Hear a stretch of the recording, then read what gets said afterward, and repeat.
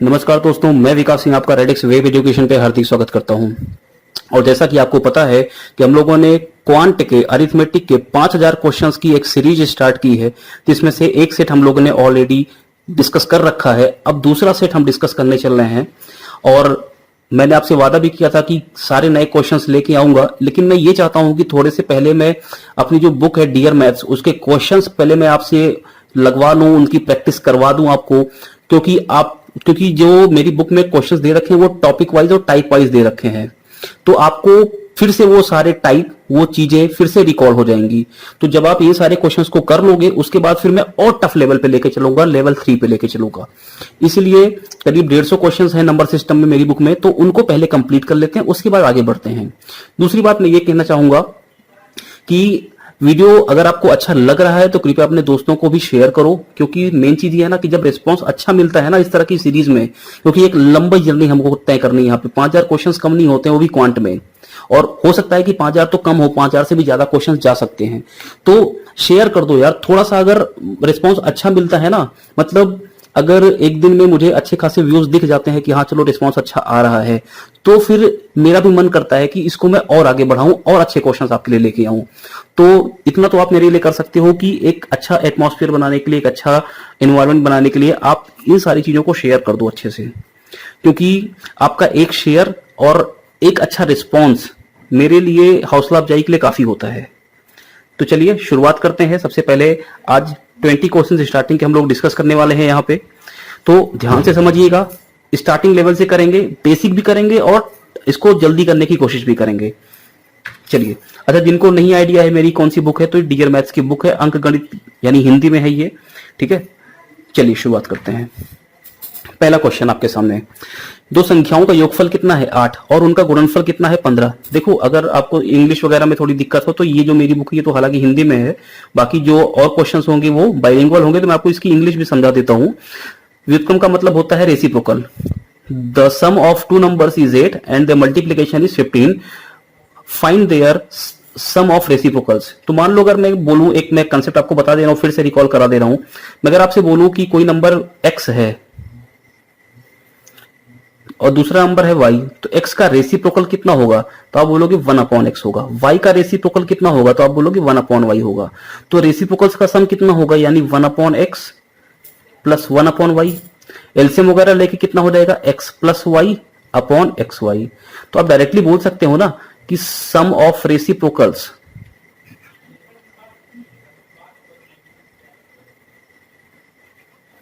ये कितना होगा, sum of numbers divide by multiplication of numbers, है ना। तो बताओ सम ऑफ नंबर्स कितना दे रखा है 8 और इनको मल्टीप्लीकेशन कितना दे रखा है 15। आपको कुछ नहीं करना था, आपका आंसर डायरेक्ट था कितना 8/15। ऑप्शन कौन सा, ए पार्ट।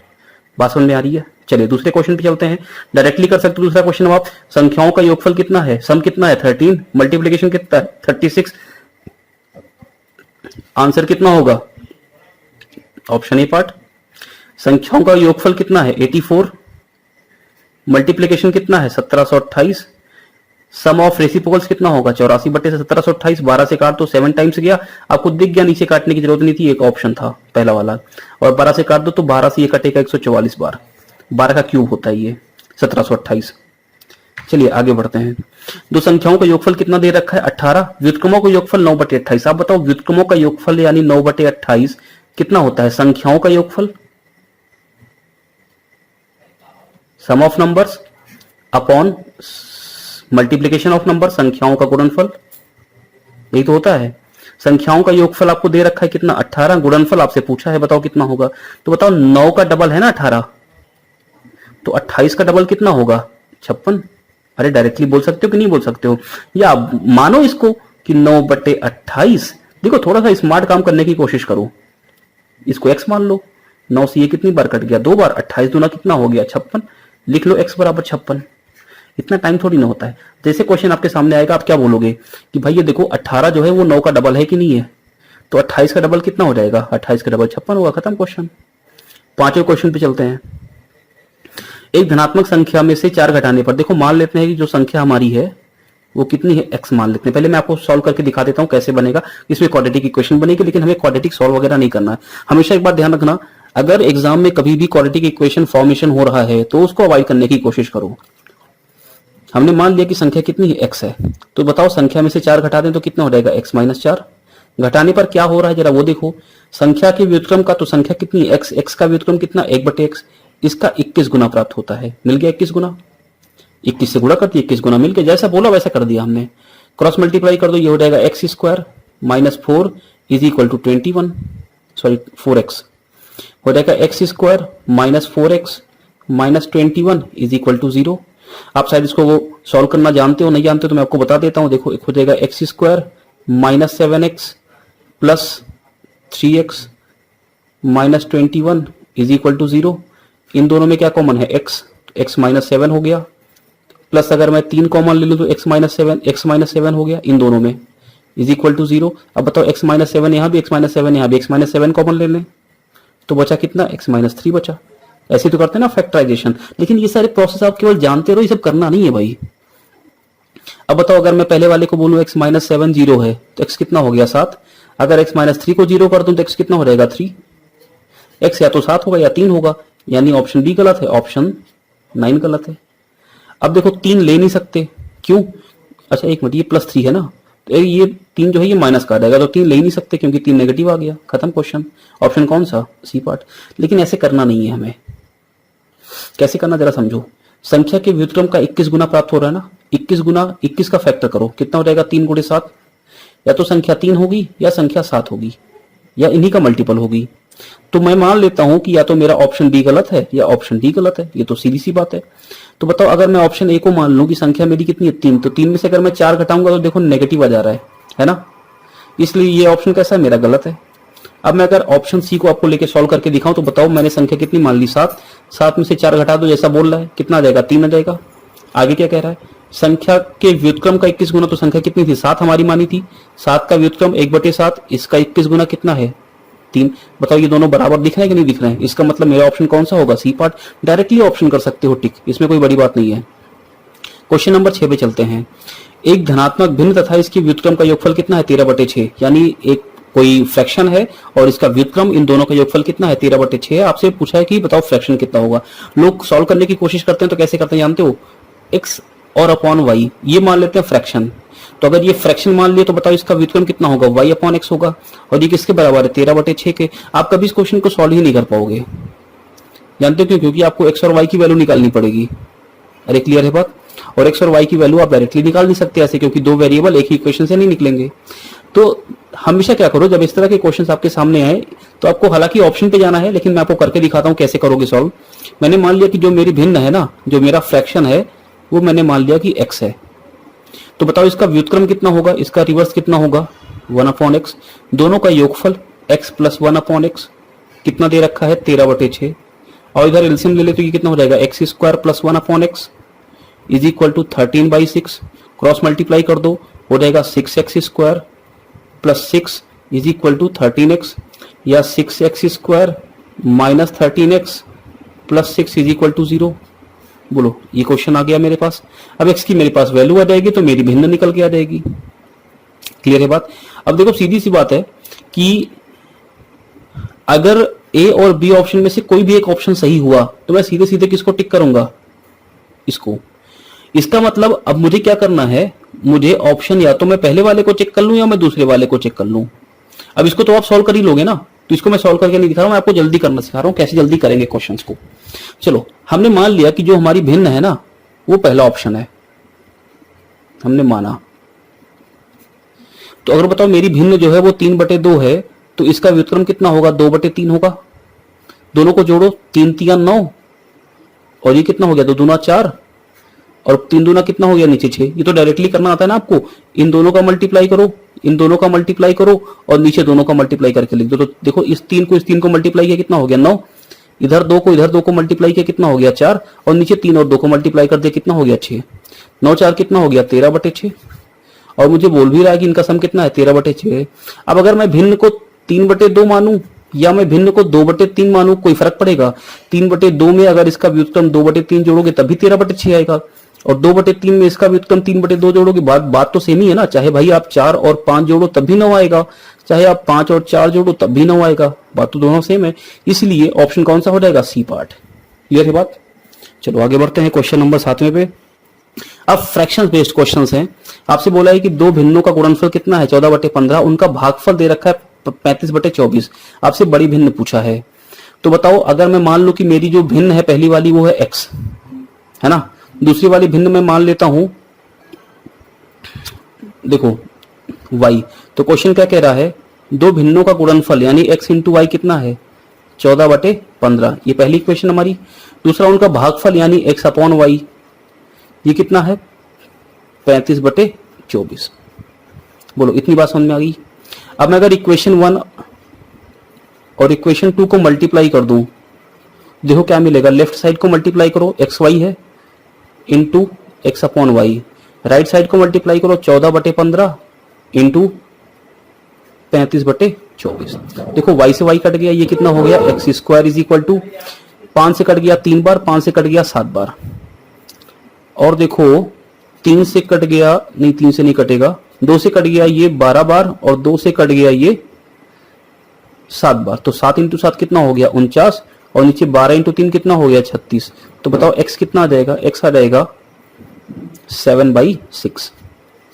ये तो मेरी x की वैल्यू आ गई। अगर x 7/6 है तो देखो दूसरा वाला बांध, x इंटू वाई कितना है हमारे पास? 14/15 है। x कितना है? 7/6 है। तो y कितना हो जाएगा? 14/15। देखो y यहां से कितना रहेगा? 14/15 इंटू 6/7, यही आएगा।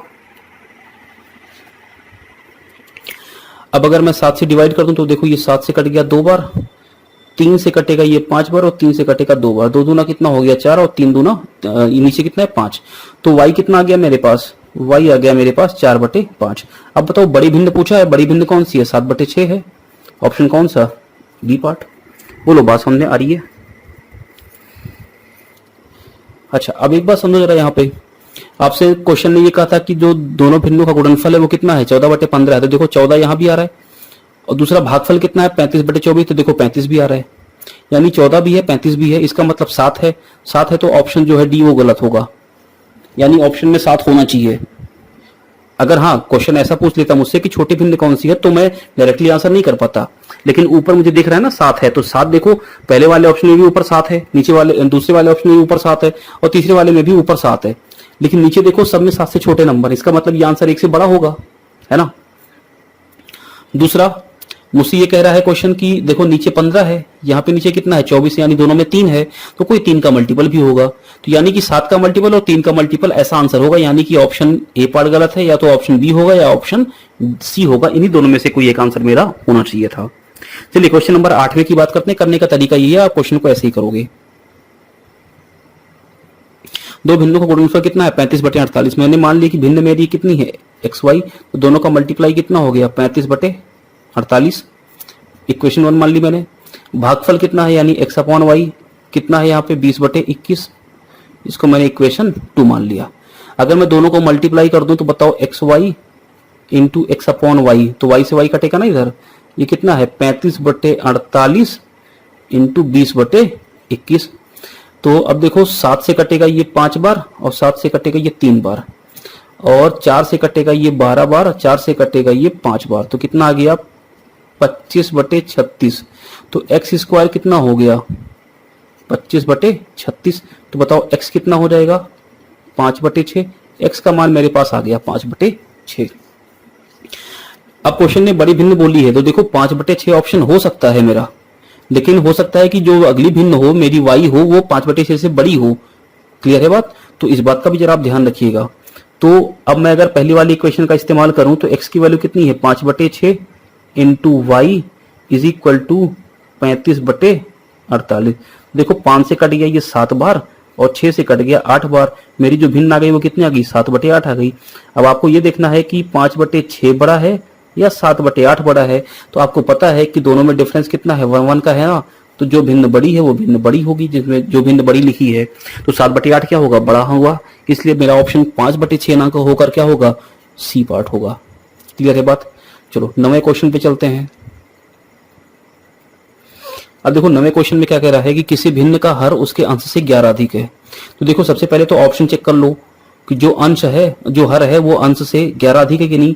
तो यहाँ पे 11 अधिक है, यहाँ पे 11 अधिक है, यहाँ पे भी 11 अधिक है, लेकिन यहाँ पे 11 अधिक नहीं है। तो ऑप्शन डी तो गलत हो गया पहले स्टेटमेंट से। दूसरा क्या कह रहा है, भिन्न के अंश तथा हर में प्रत्येक में 8 जोड़ने पर 3/4 मिलता है। तो आओ सबसे पहले अगर मैं क्वेश्चन आपको सॉल्व करके दिखाऊं तो कैसे करूंगा। मैंने मान लिया कि अंश जो है वो x है, तो हर बताओ कितना होगा, x + 11 होगा। अंश में 8 जोड़ने को कह रहा है और हर में 8 जोड़ने को कह रहा है, और बोल रहा है कितना मिलेगा, 3/4। सॉल्व कर लो, x + 8 अपॉन ये हो जाएगा x + 19 = 3/4। क्रॉस मल्टीप्लाई कर दो, 4x + 32 = 3x + 57। x = कितना हो जाएगा, 57 - 32 कितना आ गया, 25। x मेरे पास कितना आ गया, 25। अगर x मेरे पास 25 आ गया तो आप बताओ ऑप्शन मेरा कौन सा होगा। सीधी सी बात है, अंश मेरा 25 होगा। तो अगर अंश 25 होगा तो या तो ऑप्शन बी पार्ट होगा या डी पार्ट होता, लेकिन डी पार्ट ऑलरेडी गलत है, तो ऑप्शन मेरा कौन सा होगा, बी पार्ट। आंसर तक हम पहुंच चुके हैं यहां से, है ना।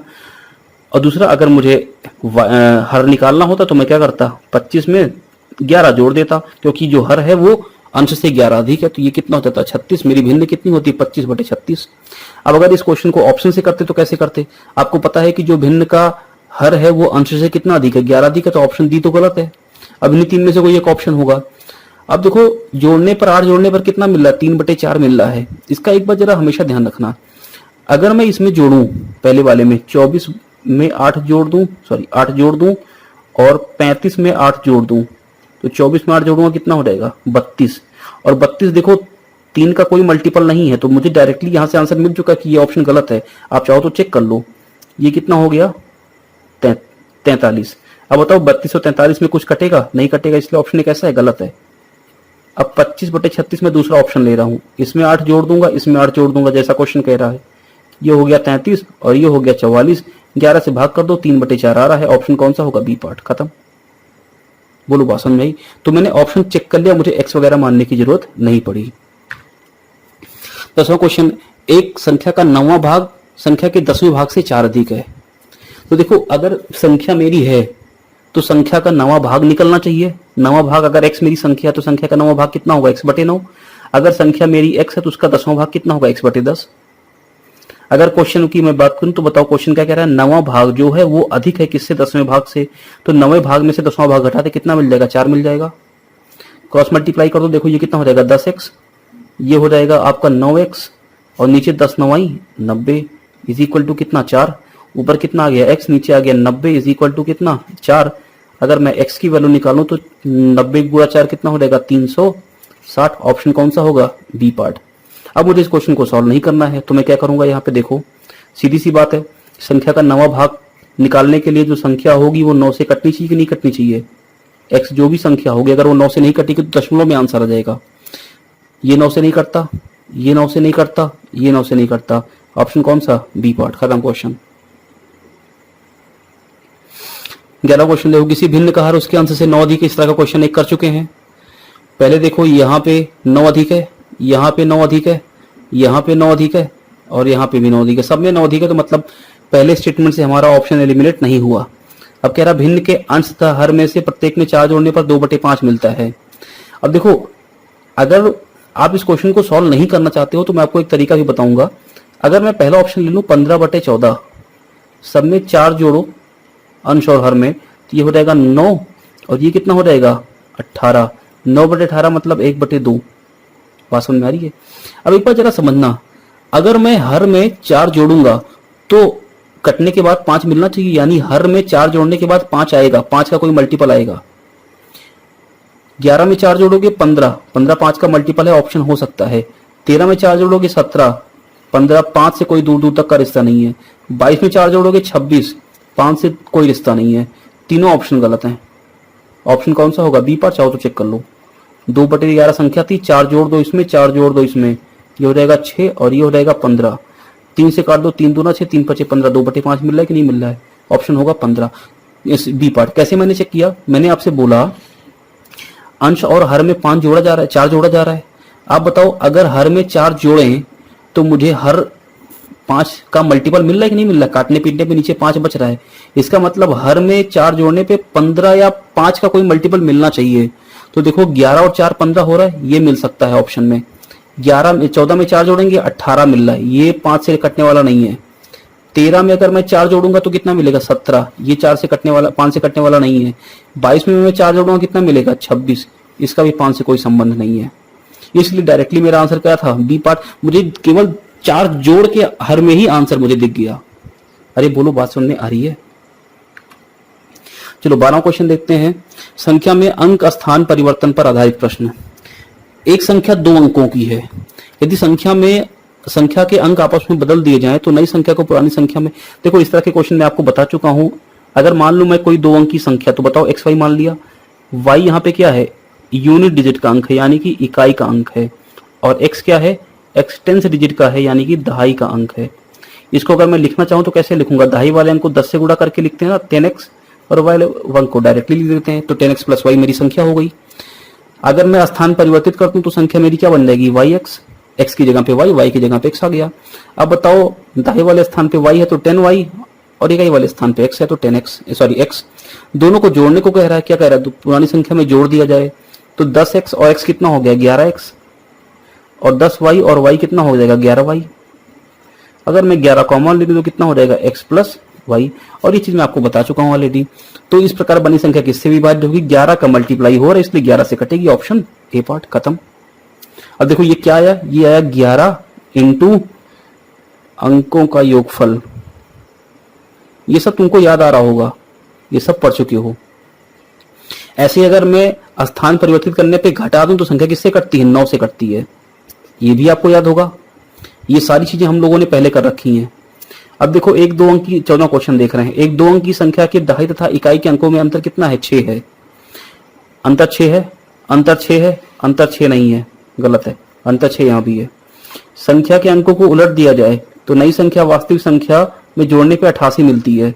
संख्या के अंकों को पलट दो। चलो अगर मैं मान लूं 39 मेरी संख्या है, अंकों को पलटने पे मिल रहा 93, और 93 में 39 अगर जोड़ेंगे तो सीधी सी बात है भाई मेरे, 88 से तो बड़ा ही हो जाएगा ना। ये तो ऑप्शन हो नहीं सकता। 28, अगर संख्या मेरी 28 है तो अंक पलट दो, कितना हो जाएगा? 82, जोड़ेंगे तो ये 88 से बहुत बड़ा हो जाएगा। ये भी ऑप्शन नहीं हो सकता। बचा कौन सा? D part. चेक कर लो, 71 था, अंक पलट दो, कितना हो गया? 17, जो 2 88 मिल रहा है कि नहीं मिल रहा है?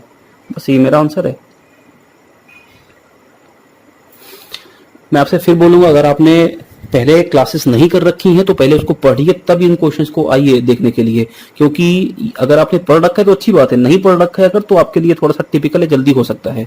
15 क्वेश्चन। 2 संख्या के अंकों का अंकों की संख्या और उसके अंकों को पलटने पर बनी संख्या का योगफल कितना है?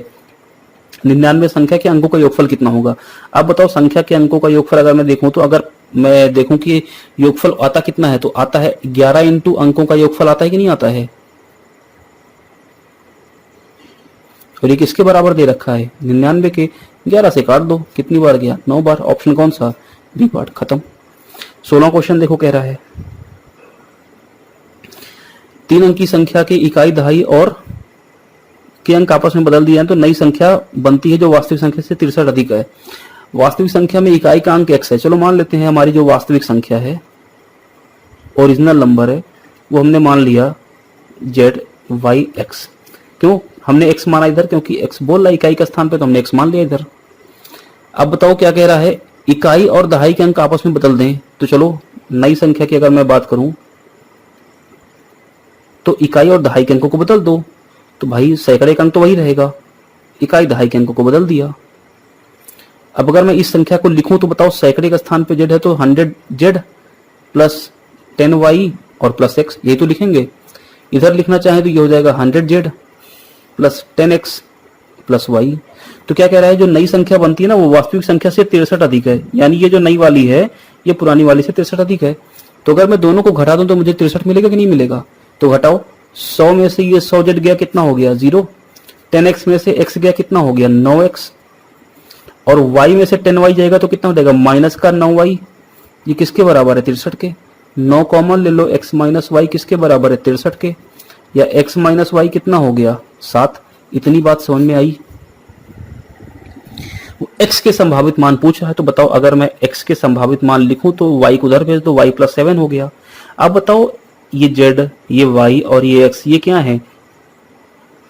ये डिजिट्स ही तो हैं, और डिजिट्स कहां से कहां तक होती हैं? 0 to 9 के बीच में होती हैं। तो y को मैं रखता चलूं, x के मान निकालता चलूं। y को अगर मैंने 0 रखा तो 0 + 7 कितना हो जाएगा? 7। y को अगर मैंने 1 रखा तो 1 + 7 कितना हो जाएगा? 8। y को मैंने 2 रखा तो 7 + 2 कितना हो जाएगा? 9। y को अगर मैंने 3 रखा तो 7 + 3 कितना हो जाएगा? 10। और 10 तो 2 अंक की संख्या हो गई, 2 डिजिट का नंबर हो गया, इसलिए हम 10 को नहीं ले सकते। यानी y के कौन कौन से मान ले सकते हैं? 0, 1, 2। और x के कितने मान ले सकते हैं? 7, 8, 9। आपसे x के मान पूछ रहा है तो क्या हो जाएगा? 7, 8, 9। बात समझ में आई है? चलो अगले क्वेश्चन पे चलते हैं। Question number 17। प्रथम सम संख्या को 245 में गुणा करें तो क्या मिलेगा? आपको अच्छे से पता होना चाहिए प्रथम सम संख्या कितनी होती है। फर्स्ट इवन नंबर 0 होती है, 2 नहीं होती, इस बात का ध्यान रखना। तो 245 को अगर मैं 0 से मल्टीप्लाई करूंगा तो क्या मिलेगा? 0 मिलेगा। प्रथम शून्येतर, शून्येतर का मतलब नॉन जीरो इवन नंबर, तो शून्येतर सम संख्या का मतलब कितना हो गया? जो 0 ना हो। तो 0 ना हो तो कौन सी होगी? 2 होगी। के वर्ग को एक सम अभाज्य संख्या में गुणा किया जाए, तो बताओ जो हमसे बोल रहा है नॉन जीरो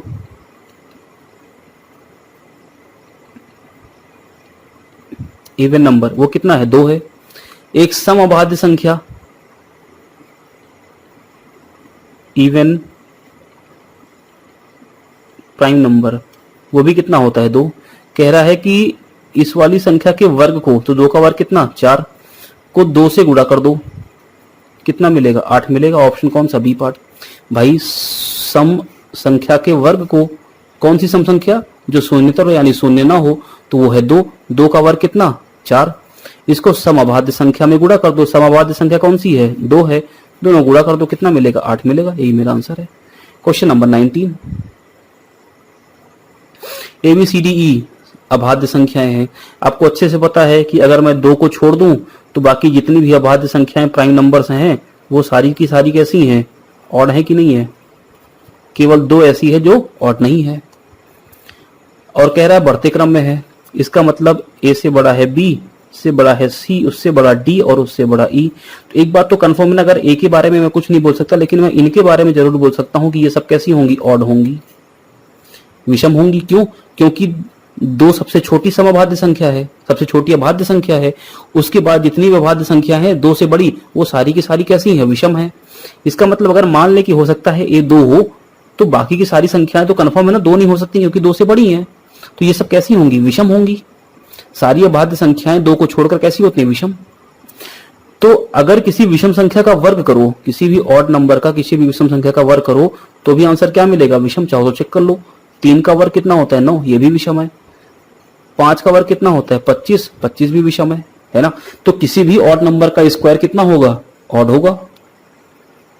अब मुझे एक बात जरा समझाओ यहाँ पे, अगर मैं बात करूं A स्क्वायर को छोड़ दूं तो बाकी B square, C square, D square, E square, ये सब क्या होंगे? ये सब तो विषम होंगे ना। और देखो कितनी विषम संख्या है? 1, 2, 3, 4। 4 विषम संख्याओं को जोड़ने पर क्या मिलता है? जरा देखो, मैं बोलूं कि 3, 5, 7, 9, ये 4 विषम संख्या है, इनको जोड़ दो। 5, 3, 8, 9, 7, 16, 16, 8 कितना हो गया? 24। 4 विषम संख्याओं को जोड़ने पे 24 यानी एक सम संख्या मिलती है। यानी एक बात यहां से तो समझ में आ गई ना भाई, कि अगर मैं A square plus B square plus C square plus D square plus E square की बात करूं, और क्वेश्चन क्या कह रहा है? ये क्या है? ये सम है, यानी ये इवन है। और जबकि ये तो विषम है, तो ये भी विषम, ये भी विषम, ये भी विषम, ये भी विषम। 4 विषम संख्याओं को जोड़ने पे ये जो पूरा पार्ट है A को छोड़कर, ये पार्ट तो सम होगा ना, इवन होगा। और अगर ये पूरा पार्ट इवन है, मतलब कि A स्क्वायर पे डिपेंड कर रहा है, यानी A स्क्वायर प्लस कोई इवन नंबर, इनको जोड़ने पे मुझे क्या मिल रहा है? इवन मिल रहा है। तो अब बताओ ये संख्या क्या हो जाए कि इसमें एक सम संख्या जोड़े तो सम मिले। किसी भी सम संख्या में अगर कोई सम संख्या जोड़ते हैं तभी मुझे सम संख्या मिलती है। अगर किसी सम संख्या में हम विषम संख्या जोड़ देंगे तो हमें विषम मिलेगा।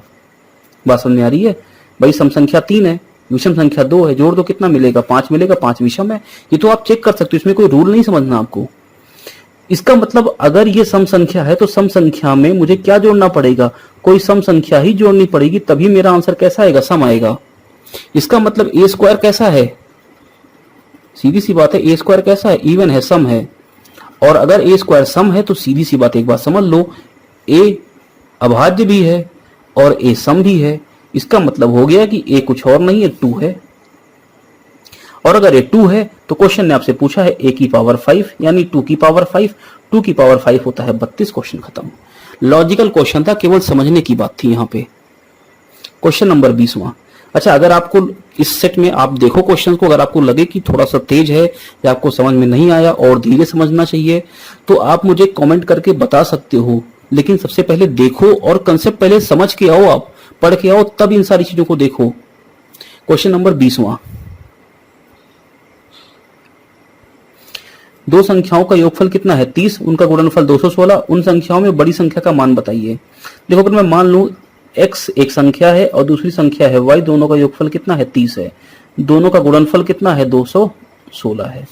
बड़ी संख्या पूछा है, या तो मैं दोनों को पहले x और y का मान निकालूं, इतना टाइम थोड़ी ना है मेरे पास। अब बताओ, अगर मैंने एक संख्या मान ली 12, ऑप्शन ए को लेके चल रहा हूं, तो दूसरी वाली संख्या कितनी होगी, 18, क्योंकि मुझे पता है दोनों का गुणन योगफल कितना होगा, 30 होगा। अब बताओ, दोनों का गुणनफल 216 हो रहा है क्या, 12 गुणे 18, 18 दूना 36, 18 एकम 18 और 3 21, हो रहा 216। इसका मतलब अगर संख्या में 12 लेता और दूसरी संख्या में 18 लेता तो 12 तो छोटी संख्या है ना, मुझसे क्या पूछ रहा है, बड़ी संख्या बताओ। तो ऑप्शन 12 तो नहीं हो सकता, ऑप्शन 18 हो सकता है क्या, बिल्कुल हो सकता है। अगर मैं 18 लेके चलूंगा तो 18 में 12 का गुणा करूंगा तो कितना मिल जाएगा, 216। और 18 में अगर मैं 12 जोड़ दूंगा तो मुझे कितना मिलेगा, 30 मिलेगा। इसका मतलब 18 मेरा आंसर हो सकता है। और देखते हैं क्या आंसर हो सकता है, क्या 24 आंसर हो सकता है। अगर मैं संख्या 24 ले लूं तो मुझे इसमें क्या जोड़ना पड़ेगा, 6, तभी तो जाके 30 मिलेगा। यानी पहली संख्या मेरी 24, दूसरी संख्या कितनी है, 6 है। अब दोनों का गुणनफल करो जरा, क्या 216 मिल रहा है, नहीं मिल रहा। इसका मतलब 24 आंसर नहीं हो सकता। और 30 तो बिल्कुल नहीं हो सकता, क्योंकि अगर 28 संख्या लोगे तो दूसरी संख्या 2 लेना पड़ेगा। और 28 और 2 का गुणनफल कितना होगा, 56 होगा, गलत है। ऑप्शन कौन सा हो गया, बी पार्ट हो गया। पूरी बात समझ में आई।